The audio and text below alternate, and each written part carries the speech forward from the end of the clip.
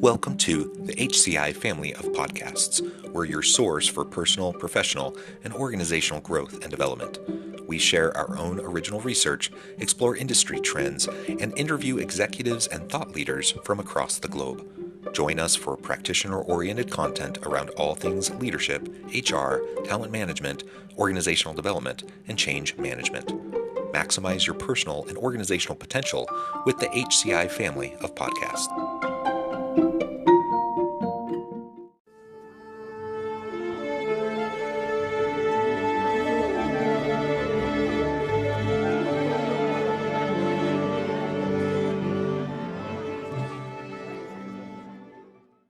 Amy Lavoie, welcome to the conversation today.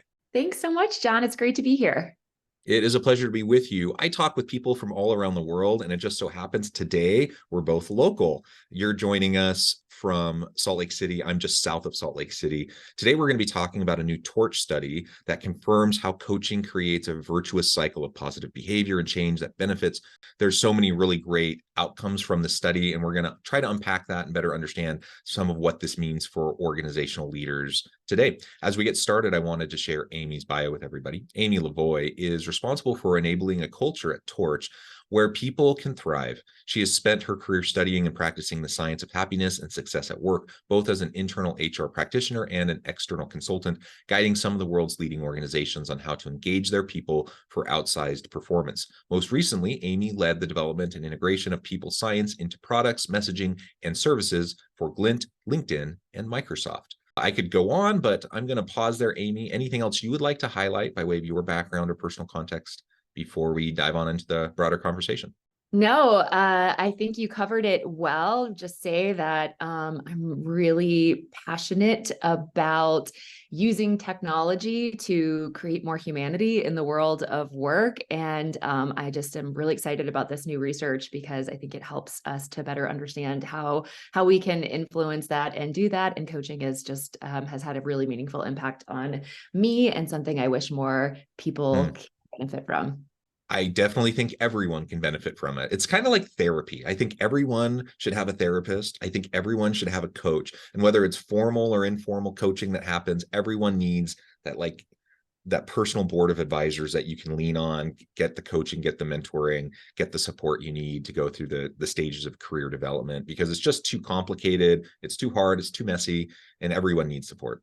I could not agree more. It's like if you're only being coached by, your own brain or the voices in your head, like it is really hard to make sense of things. And you've probably experienced it, John. I know I have, like, absolutely transformational impact when you have someone that can just listen and ask you questions and help you. Really, what coaching does, it kind of helps you find the answers within you and help you to kind of just get out of your own way, which a lot of us do, work through really complicated things that happen when we interact with humans. And it's just an amazing resource that I'm so excited technology has enabled to be able to make it more accessible to more people.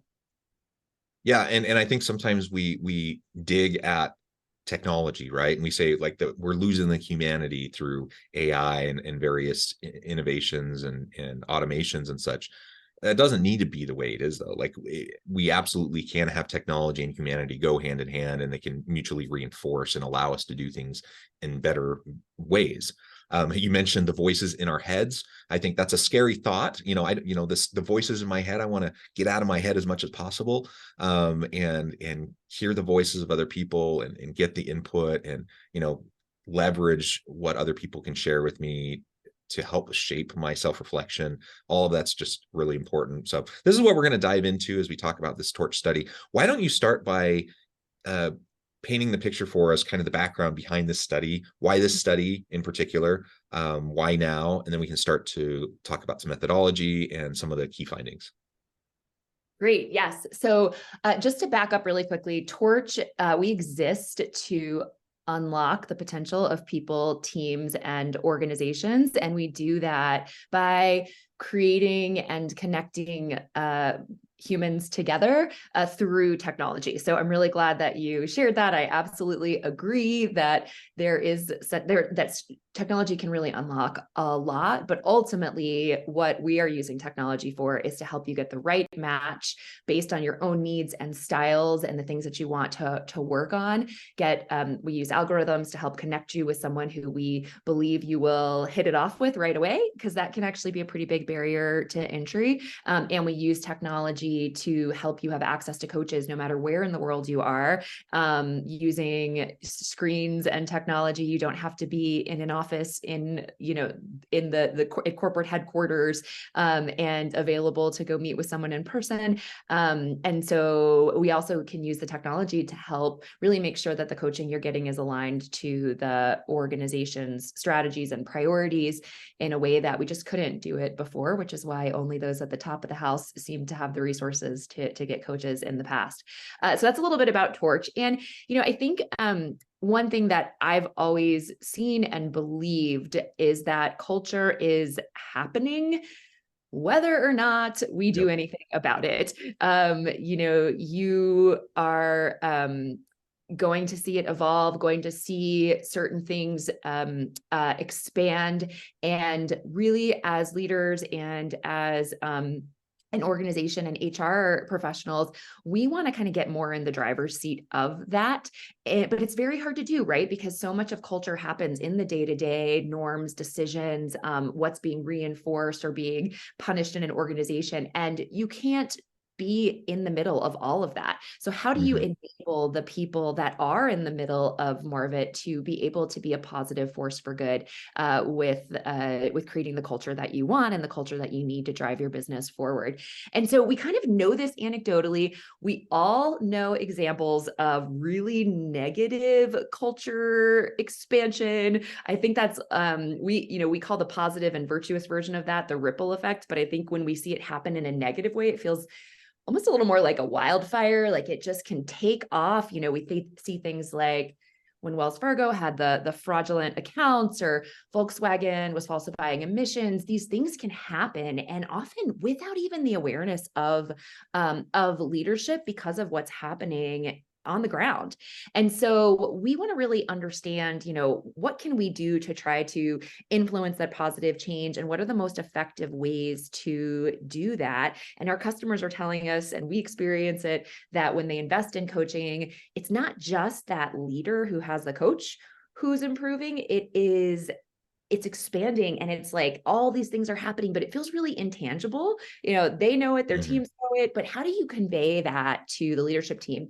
And that's what we were embarking on. There really is not great research to help quantify that and understand what are the levers you can pull and what are the things that you have the biggest impact on when you invest in coaching. So that's what this research was all about, is understanding and kind of quantifying what we call that ripple effect that happens when you bring coaching into an organization. Yeah, the positive ripple effect. I sometimes think about the negative downward spiral, the wildfire that you were talking about. That's the kind of more negative side, for sure. Thinking of ways also to democratize coaching, because like you said, traditionally, it's really top executives, senior leaders who tend to be the ones that get the coaches. And we know that leaders at all levels of a hierarchy, really everyone, could use a coach. But it's expensive, it's time consuming, right? And so there's all these reasons why it doesn't happen. And so finding ways to democratize that, or at minimum to leverage the impacts of the coach on the individual leader for their broader team, is going to be really, really important. Yeah, it's so important. And I just wanted to say one thing that I think is really important is we define leaders as anyone who takes responsibility for the success of those around them. And I think that's important, because if you look at the way work gets done now, if you've done anything with, organizational network analysis, that it's not just the people managers. It's not just the senior leaders or the directors and above who are having an influence on the culture. So that is another thing that, technology has enabled, is for us to be able to reach a lot more people who actually do have an outsized impact on what's happening in the organization. Yeah, absolutely. Okay, so let's dig in. Maybe describe just briefly some of the nuts and bolts behind the methodology of this, the sampling, etc., and then we can talk about some of the results. Yes. So at a high level, we looked at organizations who are investing in coaching, and we looked across 22 different industries, had a really large sample size. And what we were trying to understand is not just what is the impact of those who have gone through coaching. That's something we get data on all the time through our platform. We wanted to understand the impact that was happening for the direct reports of those people, for the key stakeholders of those people. What were they seeing from that person that had gone through coaching? And also, what were they experiencing themselves as a result of a more effective leader? So that's high level what we were looking for. We had large sample size across lots of different demographics and industries to make sure that we were getting valid and reliable results. Awesome. And those words, hopefully for anyone who's kind of a data wonk, we won't go into the data analytics and analysis and stats behind it, but hopefully those words will trigger for you that yes, these are valid and reliable results with good sample sizes, etc. So we'll just leave it that there. Okay, let's talk about how this all works, the science aspect, how emotions can spread to other workers through psychological process of contagion. I know that's one of the findings that came out of this report. Yeah, I think that is really important. That word, hopefully that phrase kind of makes sense, but just to define it really clearly, emotional contagion is when our emotions inspire similar emotions in other people. And what we found is that while there are some really tangible changes that happen as a result of going through coaching, one of the kind of phenomenons that's happening is that when someone goes through coaching, they are not only improving their skills, they're improving their confidence, they're improving their resilience, they're improving their ability to be agile and to feel positive and equipped to handle what can be really challenging in this world of work. And that is what is part of what is spreading and kind of creating this virtuous ripple or virtuous cycle that can have a really positive impact. Yeah, and I just really like that idea of contagion around coaching. And you've already mentioned the ripple effect. Tell us a little bit more about what you found about this ripple effect through this study. Great. So some of the things that were really powerful were just the extent of the impact. And we knew, anecdotally that we would see something, but we saw that 94% of those that we surveyed saw their manager improve in a lot of really tangible ways.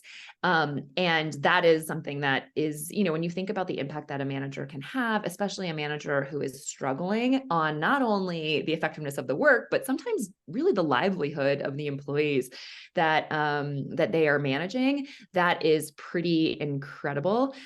Just to dig into that a little bit more, a lot of what the top changes that employees were reporting seeing from their managers fall actually under the category of communication. So how they're communicating in meetings, how they are enabling the employees with information, how they are open to feedback and receptive to having hard conversations, which is just such an important part of everything that we do, and something that I know as an HR leader myself, as a business leader, is just so hard to influence and control when you're trying to kind of create a big training program to improve communications.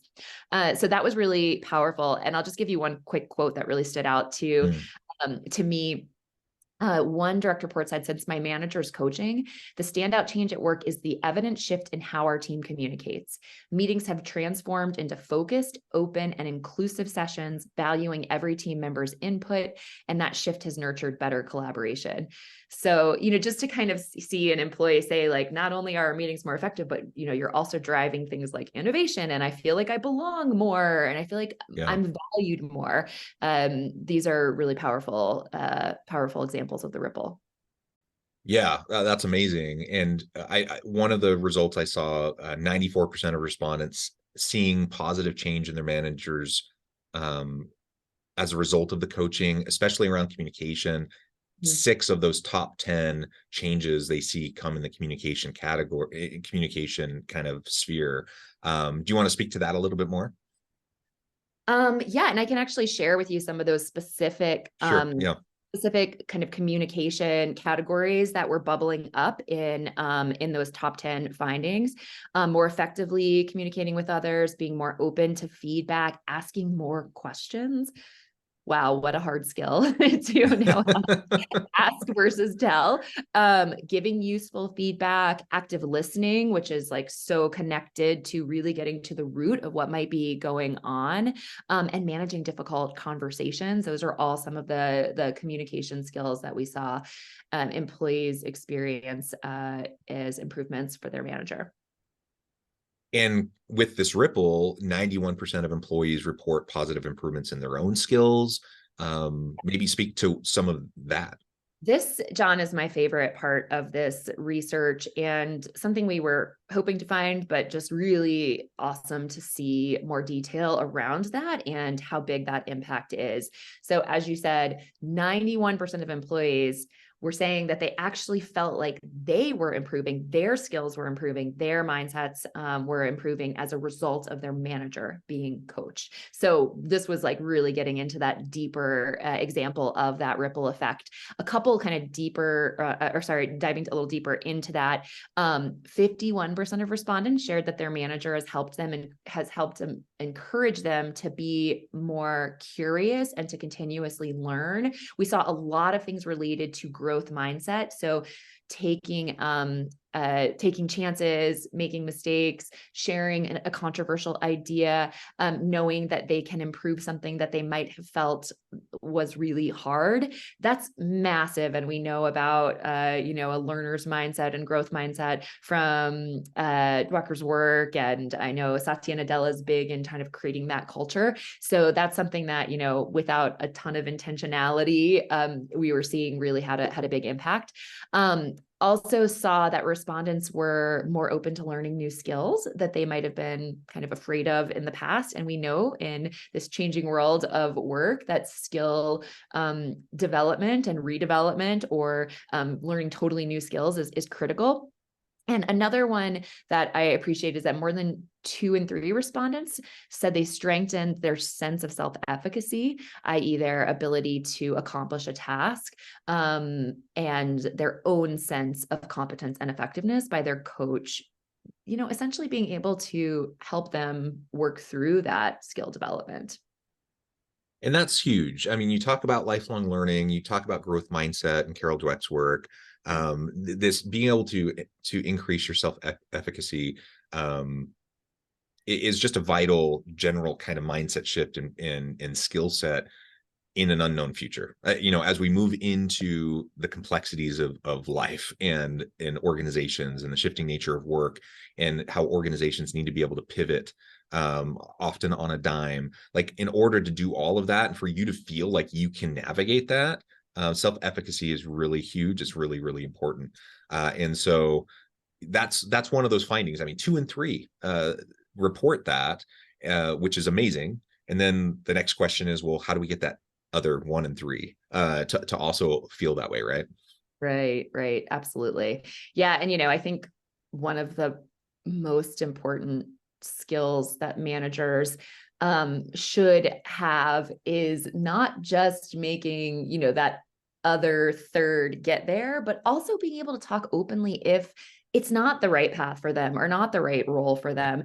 And so I was really encouraged to see, kind of having difficult conversations, having, being able to share, more constructive feedback. Feedback is just something that is so sorely struggling in a lot of organizations. And so, I look at it that you might not get to 100% on this one, but that might be because we're actually having the right conversations with people about performance management and some of the things that might mean they're not the right fit for the role. So all of these, to your point, are just so critical in an unknown world. We cannot rely on an internal communications team to be able to get everyone the information that they need in the time they need it, to have a training team give people the skills they need, have, every level of leadership approve on a decision that needs to be made in the moment. Like, the world of work is moving so rapidly that one of the biggest lessons in leadership for me in this kind of age is that we need to let go as leaders. We need to let go. And it's really scary, but when you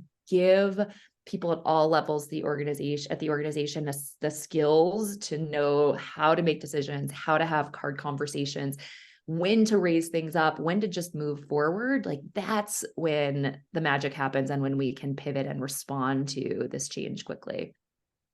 Yeah, as you were saying that, I 100% agree. We need to learn how to trust, how to let go, how to empower those who have the technical expertise to do the work that needs to get done. When I'm leading a team, hopefully I'm not micromanaging them. But it's like this, I see on both ends of the spectrum problems with people who are like in the weeds micromanaging and it's all about them. That's not effective. Nobody likes that. But I've also seen people who say, oh, I don't want to micromanage my team. And so then they're like, it's complete laissez-faire, like nothing. There's actually no management going on. There's no leadership going on. There's no support going on. Obviously, neither of those are good or effective. And so we need to simultaneously, develop trust, mutual accountability and trust with our teams. Part of that is those performance conversations. Part of that is having accountability measures in place. You still have to lead. You still have to set a vision. You still have to have those conversations. You still have to support. And that's nothing we've said today is rocket science. Like there's lots of research behind this that's been done in academia for years.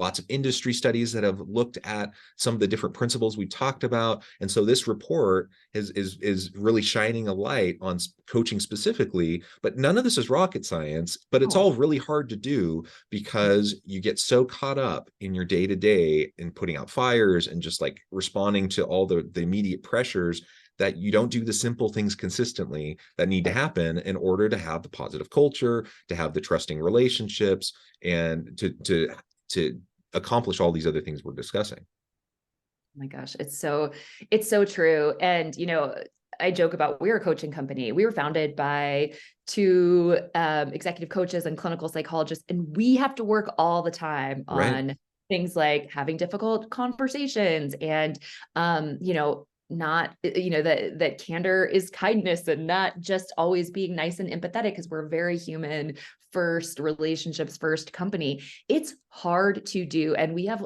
experts in our company all over our team, and it's hard to do. And I love the point you made, John, about how, you kind of have these two extremes of what we've seen with either like too much management or too little. And I think that's really been exacerbated in a distributed world of work. You have in the absence of sort of so much, just ability to kind of see everyone day in and day out. And in those in-between times, you've got the managers that just dig in and try to micromanage. And then you've got some that just are like, almost like, well, I trust they're getting things done and maybe they'll let me know when they need something. And the truth is that the sweet spot is in the middle. And when things are hard, like conflict and talking about things where we may not know all the answers, a lot of our tendencies are to kind of clam up and to shut down and to, let's just go focus on putting out the latest fire of the day or check off the to-do list, when the real thing that we need is some of this deeper connection and communication. Absolutely. Amen. Well, Amy, this has just been a really great conversation. I know at the time I need to let you go here in just a minute, but before we wrap things up for today, I wanted to give you a chance to share with the audience how they can connect with you, find out more about your work, your team, where they can find this report, and then give us a final word on the topic for today. Awesome. Okay. Well, please don't hesitate to check us out at torch.io. You can find access to this latest report and a lot of other resources that we put out to help kind of create these coaching cultures internally. You can also reach out to me on LinkedIn, Amy Lavoie. I would be happy to connect and learn and share with all of you as we are navigating these things together. And finally, I think one of the things about the report that is just so important, like you said, John, it's not rocket science, but yet we're not doing it. Sometimes I feel like, the scientific equations are easier to do than this stuff. So in some ways you wish there was there was a textbook or a playbook on what exactly to do, and we're not doing it. And so we realize that a lot of times organizations intuitively knowing it's the right thing to do is not enough to get the business case to find funding and to be able to roll out new programs and convince, the CFO in a tight budget time that this is something you you need. So I just want to leave you with one other stat that came out of the research, which is about the impact that coaching has on overall company performance. So we were able to tie this also to things like retention rate. We know how expensive it can be to attract employees, rates of promotion, and even increased levels of performance. So those who go through coaching are reporting 71% increase in performance that has a direct impact on business results. And so this is not just a nice to have, this is directly tied to what we do as HR leaders and helping our organizations be more successful. We don't get to just treat people kindly if our organizations are not succeeding in achieving their goals. And so we're trying to help equip our customers and the world with making the case for what we know is this really important thing. Yeah, well said. Amy, thank you so much. It's been a real pleasure. I encourage the audience to reach out, get connected, find out more about what Amy and her team can do for you. Check out the report. And as always, I hope everyone can stay healthy and safe, that you can find meaning and purpose at work each and every day. And I hope you all have a great week.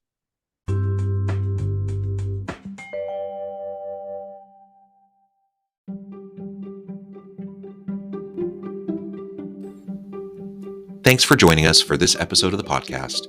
We hope you stay healthy and safe, and please join us again soon.